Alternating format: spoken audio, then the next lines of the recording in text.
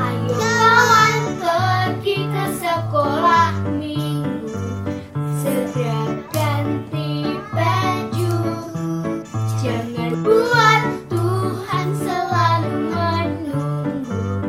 Bawa Alkitabmu, nyanyi buat Tuhan, tepuk buat Tuhan, juga beri persembahan. Dengar firman Tuhan, hafal firman Tuhan, semakin serupa dengan Tuhan. Shalom adik-adik. Apa kabarnya adik-adik hari ini? Siap-siap buat sekolah minggu? Yuk sebelum kita mulai sekolah minggu kita, di pagi hari ini kita mau berdoa dulu ya. Kita mau lipat tangan, kita mau tutup mata, kita mau berdoa. Tuhan Yesus, terima kasih untuk berkat-Mu pada hari ini. Kami boleh tidur selama semalam dan boleh bangun pagi dalam keadaan yang sehat, selamat, dan tanpa kurang suatu apapun. Jikalau sebentar anak-Mu ini ingin mengikuti ibadah sekolah minggu, kiranya Tuhan Yesus berkati supaya kami boleh mengikuti ibadah ini dengan baik dari awal, pertengahan, hingga akhirnya. Terima kasih Tuhan Yesus, haleluya, amin. Adik-adik di rumah apa kabarnya?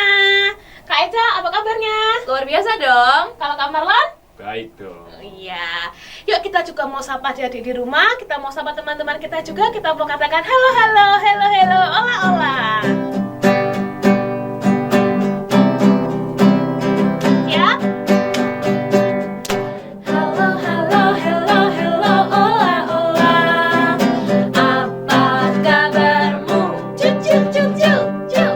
Halo, halo, hello, hello, ola, ola. Apa kabarmu? Semuanya senang, semua bersuka. Karena sebab selalu ada Yesus.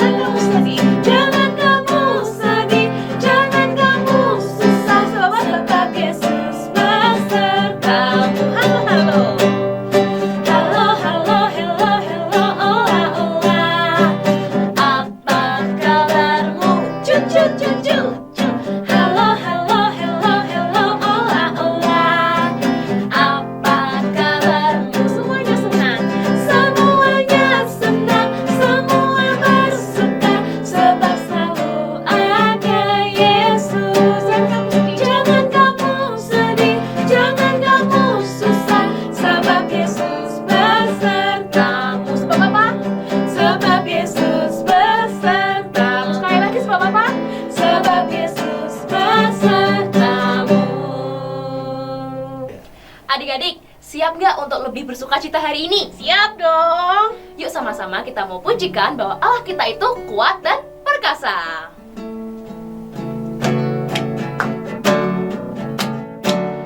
Allahku besar, kuat dan perkasa, tiada yang mustahil bagi Dia. Oh, oh, Allahku besar, kuat dan perkasa, tiada yang mustahil bagi Dia. Oh, oh, gunung miliknya, sungai miliknya, bintang-bintang ciptaannya.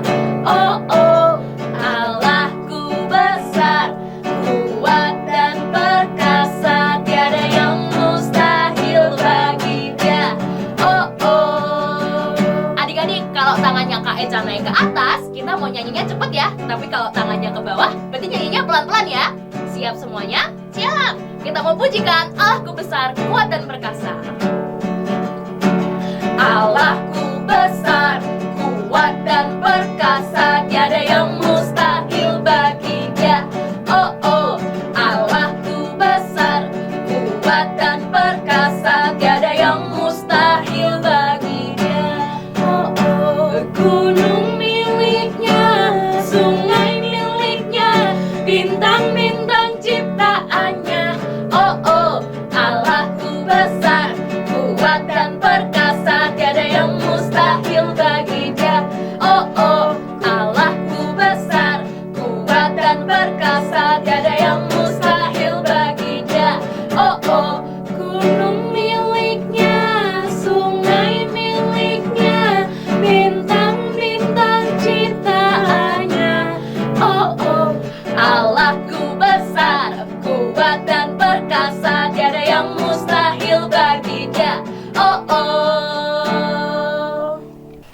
Jadi Allah kita itu Allah yang besar, kuat, dan perkasa. Oleh karena itu dunia boleh katakan apa aja buat kita, dunia boleh mencoba jatuhkan kita, tapi kita harus ingat bahwa kita punya Allah yang luar biasa dan kita ini adalah anak-anak yang istimewa di matanya Tuhan. Kita nyanyi lagu sama-sama ya, Ku Istimewa.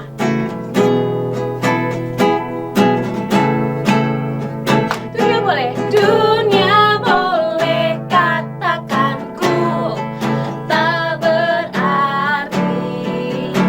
Dunia boleh katakan ku bukan siapa-siapa. Tapi apa? Tapi ku hanya dengar apa kata Yesus. Dia katakan apa?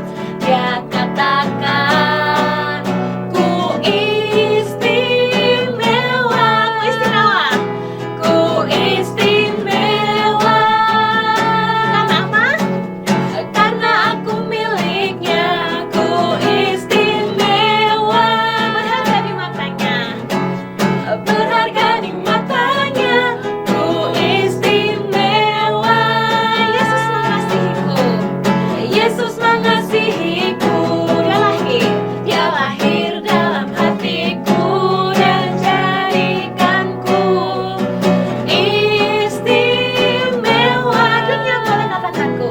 Dunia boleh katakanku tak berarti.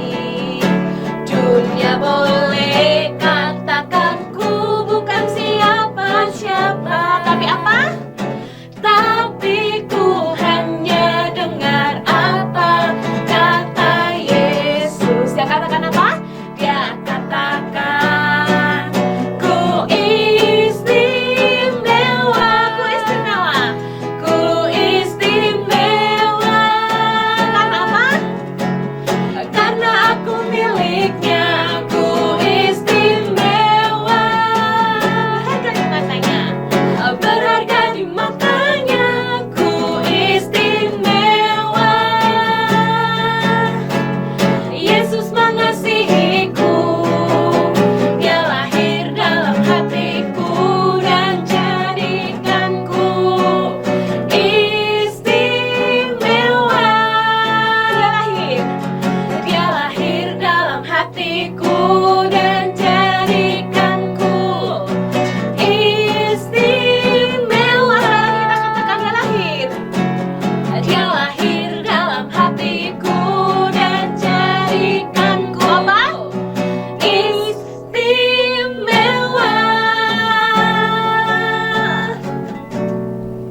Nah, adik-adik, yuk kita rajin beribadah sekolah minggu tatap muka, karena ibadah sekolah minggu tatap muka sudah dibuka 3 sesi, yaitu jam 8 pagi, 9 pagi, dan juga jam 5 sore. Yuk jadi anak Tuhan yang rajin beribadah sekolah minggu. Kali ini kita akan memberikan persembahan kita, mari kita berdoa. Tuhan Yesus, sebentar kami akan memberikan persembahan kami. Engkau berkati supaya persembahan yang kami berikan ini dapat memperluas kerajaan-Mu Tuhan. Dalam nama-Mu kami berdoa dan bersyukur, haleluya, amin. Jadi sekarang mari kita siapkan hati kita untuk mendengarkan firman Tuhan. Kita mau serahkan segala perkara kita, segala kesusahan kita dalam tangannya Tuhan. Kita mau percaya, kita mau imani bahwa Tuhan itulah satu-satunya penolong kita yang akan selalu setia untuk menolong kita.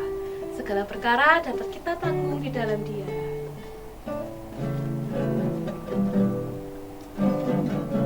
Segala perkara dapat ku tanggung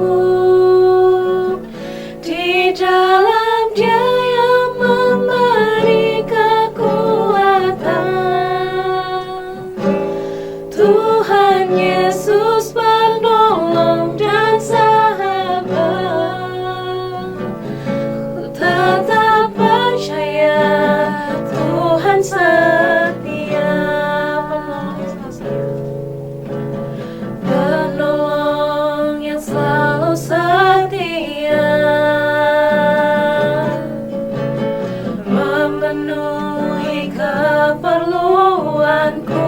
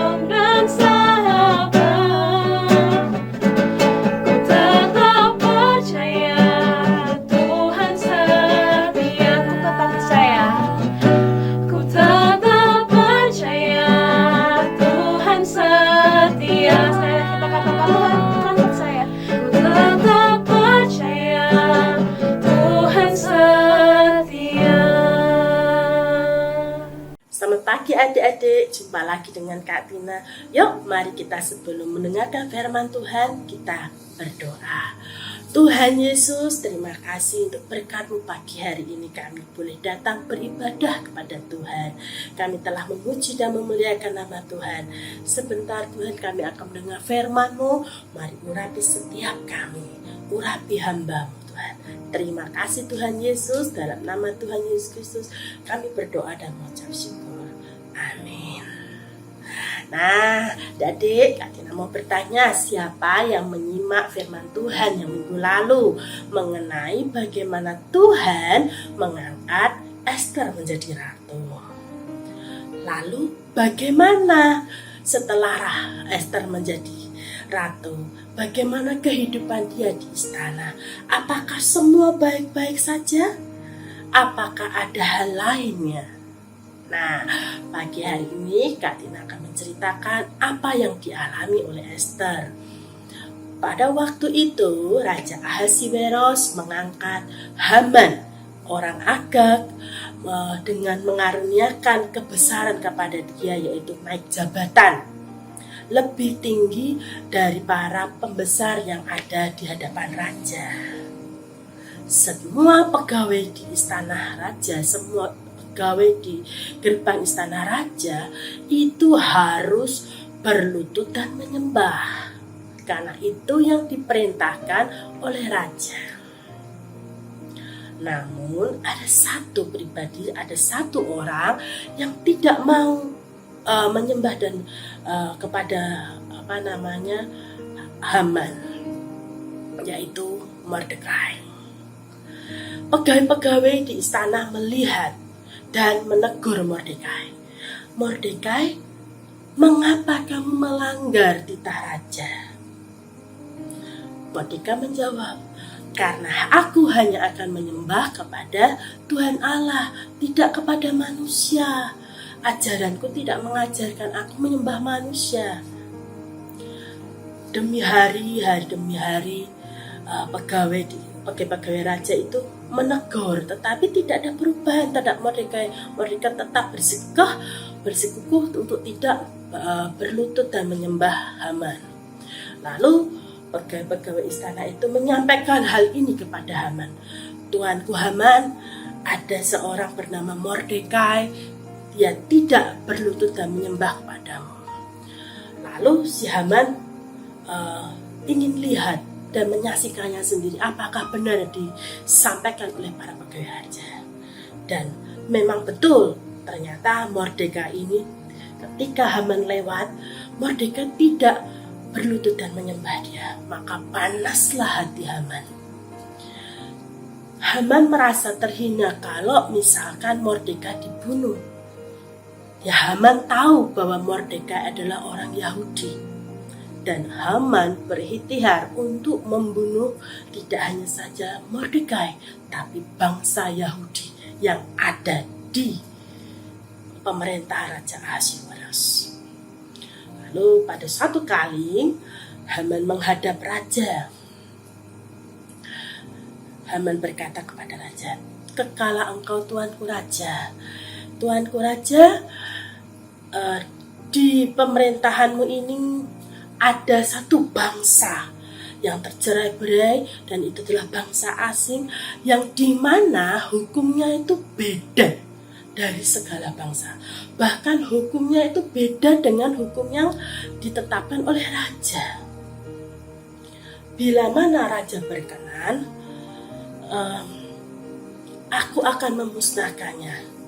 Dan bahkan aku akan membayarnya dengan perak 10.000 talenta untuk diberikan kepada para bupati, para pemerintah-pemerintah supaya disumbangkan atau dimasukkan ke dalam kas kerajaan."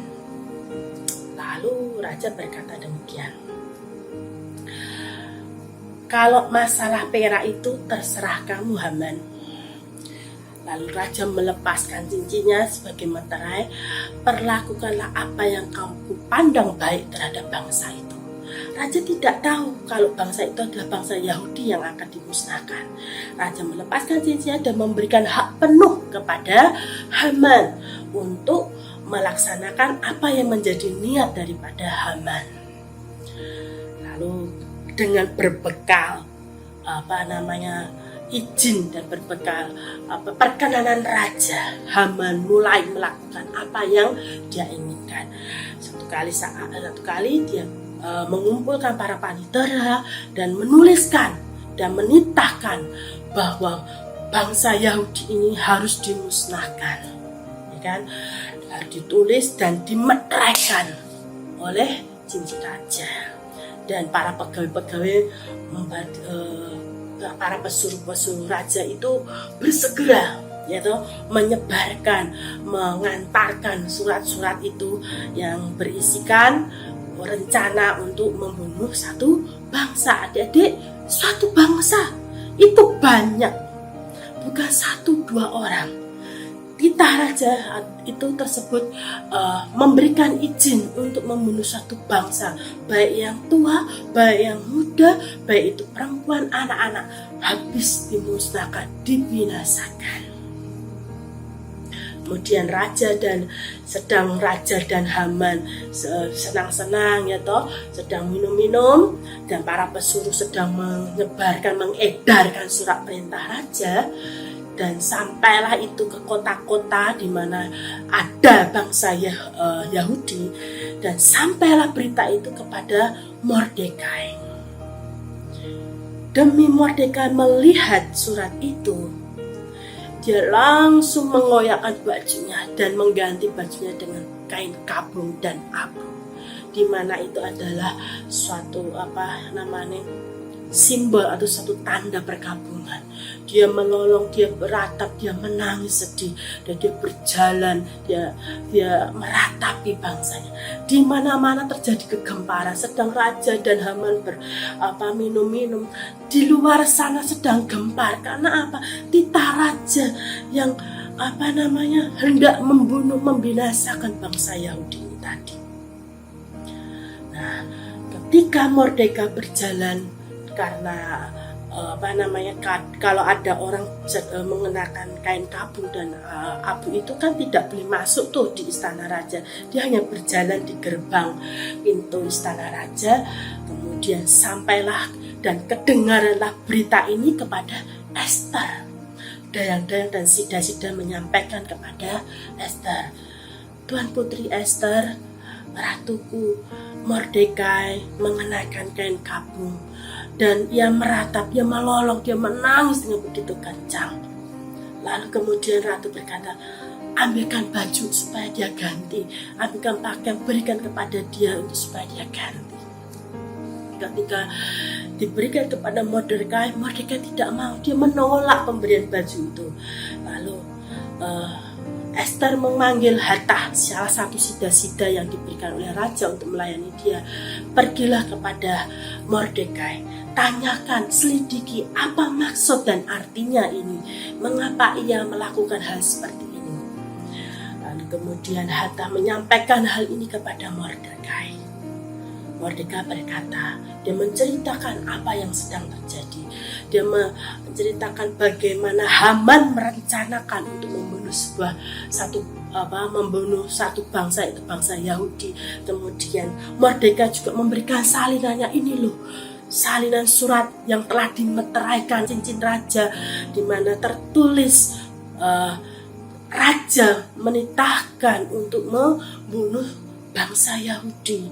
Dan juga Mordekai menceritakan berapa bayaran atau berapa nominal uang yang diberikan untuk menghabiskan suatu bangsa. Lalu hal itu disampaikan pula kepada Ester, yaitu di situ Mordekai meminta Ester untuk menghadap raja dan memohon karunia kepada raja untuk menghadap pada raja supaya digagalkan rencana itu. Lalu Ester mendengarkan hal itu. Ester berkata, tolong sampaikan ke Mordekai, apa yang menjadi permintaan Mordekai itu tidak mungkin. Semua orang tahu bahwa tidak ada satupun orang bisa menghadap raja kalau raja itu tidak memanggil. Sedangkan aku aja sudah selama 30 hari ini aku tidak dipanggil oleh raja. Kalau kita itu memaksakan diri untuk menghadap raja, itu artinya mati, dia bilang gitu. Kemudian Ester berkata, sampaikan itu ke Mordekai, hal itu tidak mungkin aku melakukannya. Lalu kemudian hal itu kembali disampaikan kepada Mordekai. Mordekai memberikan jawaban apa, adik-adik? Mordekai menjawab demikian. Jangan kira kalau kamu sudah tinggal di istana, kamu akan selamat, kamu akan baik-baik saja. Tidak, sekalipun kamu tidak menolong kami, pasti datang pertolongan terhadap bangsa Yahudi. Tapi kamu dan kaum keluargamu akan binasa, kata Mordekai. Kemudian, apa yang dilakukan Ester? Ester memberanikan diri. Baiklah, kata Ester. Kamu dan bangsa Yahudi selama 3 hari 3 malam berpuasa untuk aku. Aku pun dan para dayang-dayangku akan berpuasa. Tidak makan baik waktu itu siang, baik itu malam. Dan berdoalah untuk aku. Ya. Lalu kemudian apa yang menjadi titah Ester disampaikan kepada Mordekai, dan Mordekai bersegera menceritakan ini kepada bangsa Yahudi, yaitu pada rekan-rekannya. Untuk apa? Untuk berpuasa seperti yang Ester mau. Nah, pada hari yang ketiga, Ester mengenakan baju kebesarannya, baju ratu. Dia mempersiapkan diri untuk menghadap raja. Dia tahu risikonya. Kalau dia menghadap raja dan raja berkenan, maka selamat. Tapi kalau dia menghadap raja dan dia tidak mendapatkan perkenanan raja, artinya mati. Tapi dia berkeberanian, dia memberanikan diri. Apapun terjadi, kalau aku sampai mati, aku mati untuk bangsaku. Ya, dengan baju kebesarannya, dia mempersiapkan diri menghadap raja. Lalu dia berdiri di pelataran istana raja yang menghadap tempat di mana raja bersemayam dan bertahta. Nah, pada saat Ester berdiri di pelataran itu dan tampaklah terhadap raja, raja kemudian melihat Ester dan memberikan perkenanannya. Dia berkata, "Ratuku, raja mengulurkan tongkat emasnya, dan Ester menjamah atau menyentuh daripada ujung tongkatnya yang tandanya artinya raja berkenan, ya toh. Lalu raja berkata, apa yang kau kehendaki? Ada apa gerangan? Bahkan setengah dari kerajaanku ini akan kuberikan kepadamu. Lalu si Ester berkata, bila mana baik dalam pemandangan rajaku, aku berkenanlah raja untuk datang malam ini untuk makan malam di tempat ratu, ya toh, dan bersama dengan Haman. Wah, kan cuma diajak makan malam, adik-adik. Raja langsung baik, bilang, perintahkan Haman, ayo kita makan malam di tempat ratu. Nah, singkat cerita, dan pada waktu itu makan malam, Haman datang, kemudian raja juga datang. Sembari dia menyelesaikan makan malam, raja pun berkata lagi, ratuku, apa yang kamu kehendaki, apa yang kamu inginkan, akan kuberikan kepadamu. Bahkan setengah dari kerajaanku akan kuberikan kepadamu. Lalu Ester berkata,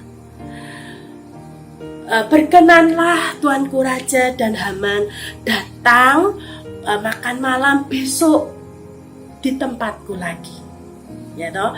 Besok datang lagi makan malam bersama lagi. Nanti aku akan menyampaikan apa yang aku kehendaki kepada raja, kata Ester. Lalu raja pun oke, tidak apa-apa, baiklah, ya toh, setuju, ya toh. Nah, Setelah itu adik-adik, di hati Haman senang, dia girang, dia kenapa ratu aja senang sama aku, pikirnya dia, ya kan, pikirnya dia. Nah, pada saat tapi kesenangannya dia itu sesaat adik-adik. Dia melihat lagi Mordekai yang tidak tidak berlutut dan menyembah dia, panas hati lagi. Namun pada pagi hari ini Kak Tina mau kalian belajar sesuatu. Apa yang telah dilakukan Esther? Esther dalam didikan Mordekai adalah anak yang takut akan Tuhan. Walaupun dia berada di istana dengan segala kebesarannya, dengan segala keindahannya, dengan segala apa yang ada di istana, dia tidak lupa akan Tuhannya. Dia tetap menjadi ratu yang takut akan Tuhan. Dan bahkan ketika tadi menghadapi sebuah masalah, adik-adik, yang rasanya tidak mungkin menghadap raja, wong raja belum memanggil, wong raja belum belum memberikan perkenanannya, mana mungkin. Tapi di situ Esther bertekad, ayo berpuasa. Artinya berpuasa apa?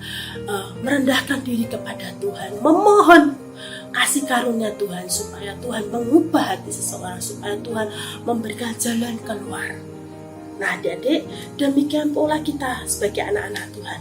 Ketika kamu menghadapi masalah, ketika kamu berada dalam situasi yang mungkin tidak mungkin bagi kalian, tapi kalau kita berserah kepada Tuhan, percaya kepada Tuhan, pasti Tuhan buka jalan. Ya, yuk mari kita buka ayat mas kita di dalam Mazmur 37 ayatnya yang ketiga.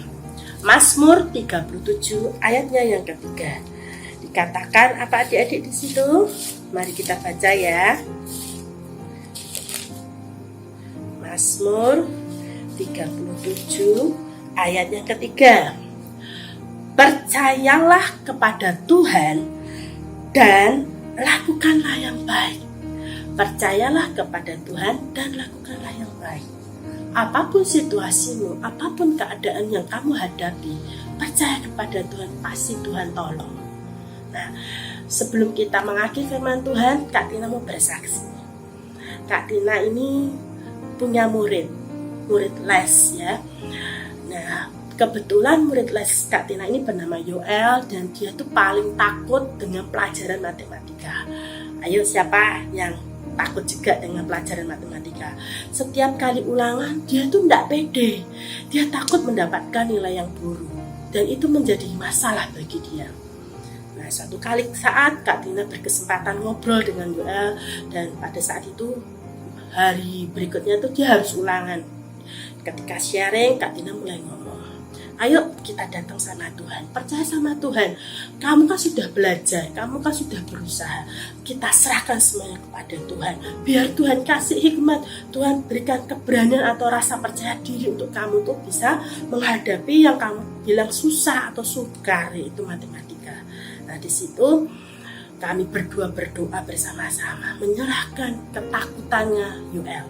Kami menyerahkan ketakutannya terhadap pelajaran matematika. Nah, setelah kita berdoa amin, dan berikutnya ketika ulangan ternyata dia bisa, dan dia berkata, Kak Tina, matematika aku mendapat nilai yang bagus, aku sekarang percaya diri, ternyata matematika itu tidak sukar. Nah, Kak Tina pun yakin, ketika kalian menghadapi masalah, ketika kita percaya kepada Tuhan dan melakukan yang baik, tidak perlu melakukan hal-hal yang misalkan mau mencontek atau mau mengambil barang yang bukan milik kita, ataupun apapun yang tidak baik, itu jangan. Tapi percayalah kepada Tuhan dan lakukanlah yang baik, kalian pasti mendapatkan jawaban daripada Tuhan. Amin adik-adik, semua diberkati tentunya. Amin. Yuk kita akan akhiri firman Tuhan kita dalam doa. Tuhan Yesus, terima kasih, Engkau Allah yang dahsyat, Engkau adalah Allah yang baik. Pagi ini kami belajar Tuhan dari Esther, bagaimana dia menyerahkan semua masalah ke dalam tangan-Mu dan percaya dan melakukan hal yang baik. Kami pun mau Tuhan menjadi anak-anak yang percaya kepada Tuhan dan menyerahkan segala sesuatunya kepada Tuhan dan melibatkan Tuhan dalam segala hal. Kami tahu Tuhan, ketika kami melakukan hal yang baik bersama Tuhan, kami akan melakukan perkara yang besar. Terima kasih Tuhan, terpujilah namamu. Di dalam nama Tuhan Yesus Kristus kami berdoa dan mengucap syukur. Haleluya. Amin. Nah adik-adik, kita sudah berada di penghujung ibadah kita. Kita akan bertemu lagi di minggu depan. Yuk kita tetap percaya bahwa Tuhanlah penolong kita yang setia. Ku tetap percaya